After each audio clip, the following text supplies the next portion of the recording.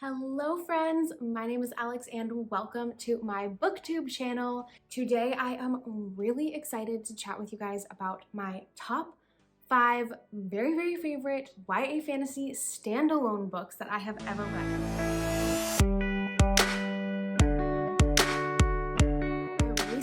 Did a video about my top 5 YA fantasy series, and I told you guys that this video was coming. I cannot wait to get into this list and tell you guys about some of my very favorite young adult fantasy stories. These ones are awesome because it's just one book. You don't have to worry about waiting for the series to complete or committing to a really long 7-book series, whatever the case may be. These are just simple standalone books, and sometimes that's just exactly what I need. We have 5 amazing books to talk about in this video. Starting with The Nature of Witches by Rachel Griffin. You guys, I absolutely adore this book. I have said in a lot of my videos that I am not a huge fan of contemporary fantasy, but this is one of those exceptions. I absolutely love The Nature of Witches.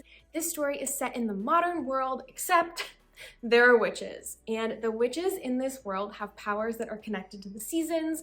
Typically, a witch's power is connected to the season that they are born in. However, our main character, Clara, is an Everwitch. These are very rare, and her magic is connected to all 4 seasons, so she can use it in all seasons and has all the different types of powers that come with each separate season. In this world, the witches actually help control and moderate the climate. However, they're actually struggling with the issues of climate change, and the witches are having a really hard time keeping up with the effects and the things that are going on. The weather is starting to get really volatile and dangerous. A lot more natural disasters are occurring, and everyone is looking to Clara because she has this rare magic that hopefully she will be the one to be able to help and kind of solve all of these issues. Well, that is a lot of weight to put on the shoulders of one young woman, and her magic is actually really volatile because she doesn't have anyone to help train her, because there's no one around who has the same power that she does.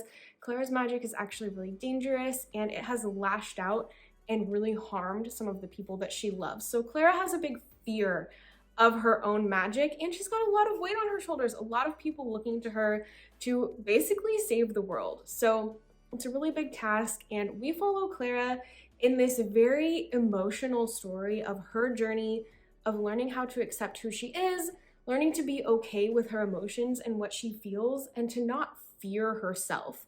And this is a really heavy one. We have a lot of internal conflict and growth that Clara has to go through because she's a young woman dealing with way more than any young woman should, and it's really heartbreaking and sad, but it's also really inspiring and encouraging. I really love the relationships that get built in this. We have some great friendships as well as a romance. I really love the magic system in this story. I love the way that Rachel Griffin talks about emotions. I love the way that she incorporated some of our real world issues of climate change and the environment into a fantasy story. I thought that was really creative, really well done, and so we still have a really impactful story about what is going on in our world today and some of the major issues that this author wanted to touch on while still making it a really exciting and fun fantasy story. And we've got that romance element as well for those of you who are wanting some of that in your fantasy. This definitely has it, and we have the most cinnamon roll romance interest. I just am obsessed with him. He is the sweetest character, and I just think that this was so well written. It's such a great story. If you like a more character-driven YA fantasy and are interested in that kind of emotional growth that our main character goes through, this is a really good one for you. Next up in my list is The Girl Who Fell Beneath the Sea by Axie O. I had to cheat in the thumbnail and hold up a different book because if I showed you guys the edges of this one, you would totally know what book it is if you follow along with Fairy Loot. This is the gorgeous Fairy Loot edition of this book. However, all of the covers of this book are stunning. The US edition, the UK edition, the special editions. This book is absolutely beautiful, and the story inside is just as beautiful and vibrant as this extremely colorful cover. In this story, our main character lives in a village by the sea that is ravaged by these really terrible storms that roll in off the water, and they believe that these storms are caused by the sea god and his anger with them, and that if they sacrifice young women into the ocean, one of them will be the sea god's true bride, and when he has his true bride, that finally these terrible storms will stop. So this village every year sacrifices a young woman into the water. This year, the girl who has been chosen is actually the lover of our main character's brother, and because she knows how much her brother loves this girl, she does not want him to have to experience losing her. He will be heartbroken, he will be devastated. So instead, our main character, Mina, decides to sacrifice herself in her place. And what she finds when she is taken down into the sea god's kingdom is this incredibly vibrant spirit realm. It is so beautifully described. Like, I am telling you, it is as vibrant as this cover. I really loved this world, and the characters that our main character meets when she arrives in this world is so unique and so well written. It's definitely like reading a Studio Ghibli movie. But when our main character arrives in this world, she starts looking for the sea god and ends up discovering that he's actually been asleep for like hundreds of years. So all these girls that they've been sacrificing have not been his true bride. They've not even been meeting him because he's been under this curse and asleep. So she sets out to wake him up so that she can help save her village. And if she doesn't wake him up in time, she will also have some bad consequences for herself for being in the spirit realm too long as a human. We meet lots of interesting and fun characters, and this is just such a sweet story. We have a romance, we have a lot of familial ties, which is really fun to read about, and I just think Axio did such a good job. I can't believe how much is packed into such a short little book, and again, it is the world in this story is just absolutely gorgeous. I highly recommend it if you are looking for just a vibrant, fast-paced, but also pretty action-packed young adult fantasy story. This one is so good. So I definitely really love and recommend this one.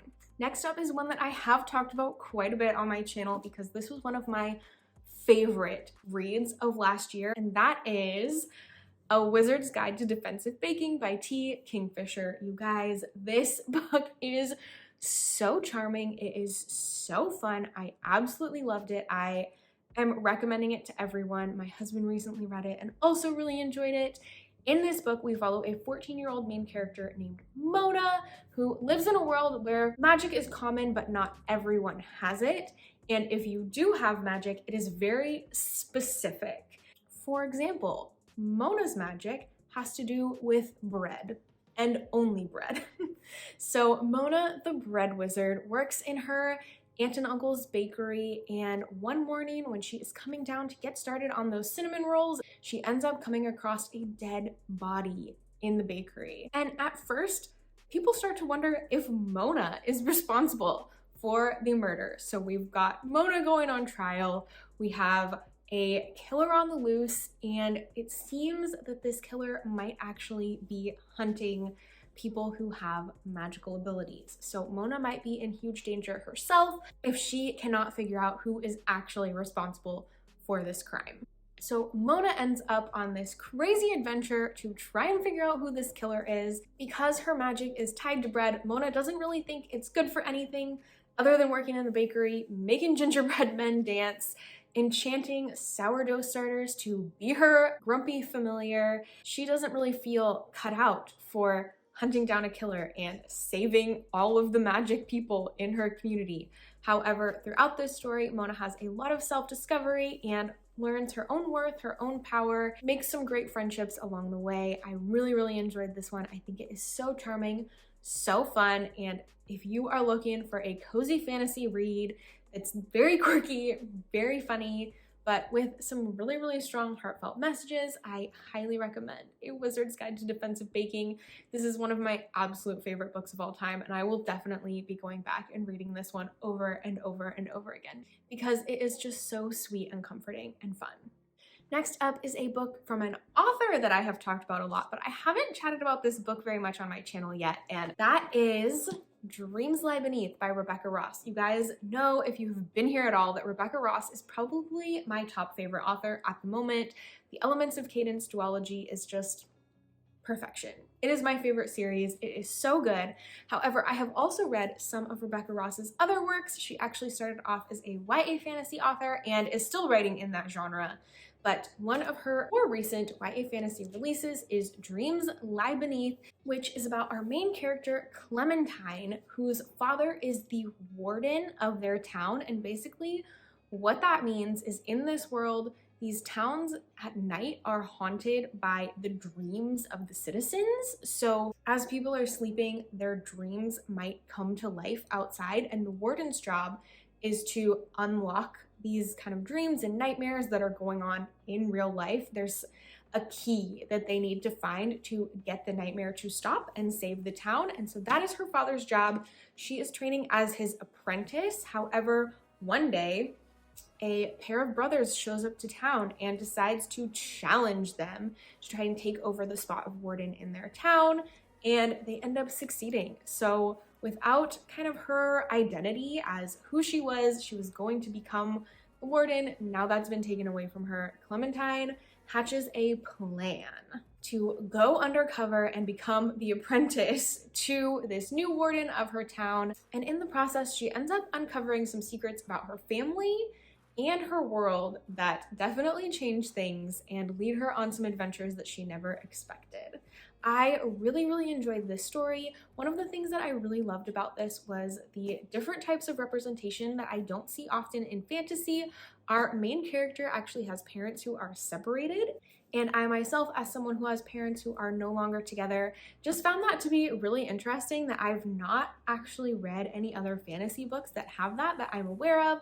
So for me, that really connected well. I also really appreciated seeing her parents have a healthy relationship together, even though they were no longer together romantically. And I really enjoyed that in this story, as well as the sweet romance that is going on and the relationship between Clementine and her father that we get to see throughout this book. I also just thought the magic was so unique and different. I really enjoyed reading this one and highly recommend it. I'm surprised that I don't see it around more often, but definitely recommend picking this one up and giving it a read because I thought it was wonderful. Okay friends, last but not least, we have The Bone Houses by Emily Lloyd-Jones. This is a Welsh-inspired YA fantasy zombie-ish story.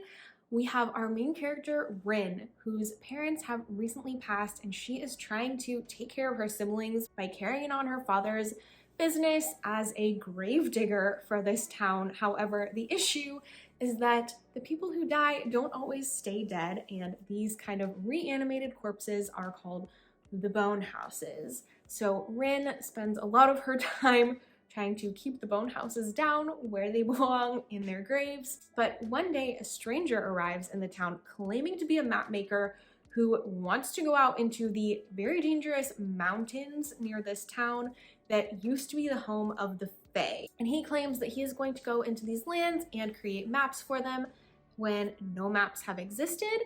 And Rin agrees to go with him because ever since his arrival, the bone houses have been coming out in full force. Somehow they have been attracted to the town a lot more than they have been in the past, and in order to save her family, she wants to venture into the mountains and see if she can figure out how to stop the bone houses from coming back and haunting her town. So these two set off on an adventure together into the mountains, where there is a lot of danger and mystery because people really stay away from this area. They do not like to go there, and they will come across some very interesting secrets on this adventure. I just thought this was so unique and so fun. I really enjoyed Emily Lloyd-Jones' writing. It's very lyrical, very fairy tale-esque, and I thought that was really fun in combination with this basically zombie story. I really enjoyed that like folk tale vibe that we get mixed with the kind of dark and gruesome plot of this book. I found it to be very interesting, very unique, and I had a blast reading this one. While it is a standalone, there is a spin-off prequel story that is The Drowned Woods by Emily Lloyd-Jones.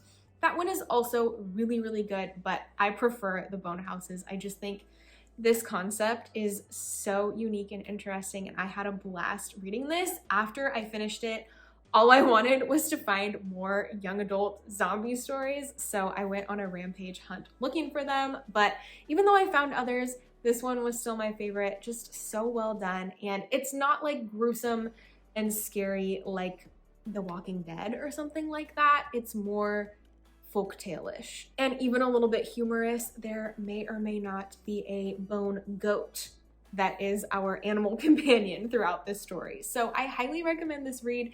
If you have not read it yet, it is super fun and charming and a wonderful YA fantasy book. So you guys, those are my top 5 favorite YA fantasy standalones that I have read so far. Again, if this changes in the next couple of years, I don't know, I will maybe make another video like this one telling you guys about some other YA fantasy books. If you are interested, let me know down below what some of your favorite standalone young adult fantasy books are. I am definitely interested in more recommendations. It's so nice to be able to pick up a book and read the complete story without having to worry about getting roped into another long series, wondering if all the books are out yet. A standalone is just a nice little bite-sized story, and I really enjoy them. So these are some of my favorites. I hope that you pick some of these up because they are absolutely incredible stories, and if you do, let me know what you thought of them. That is all that I have for you guys today, and I will talk to you in the next video. Bye, friends.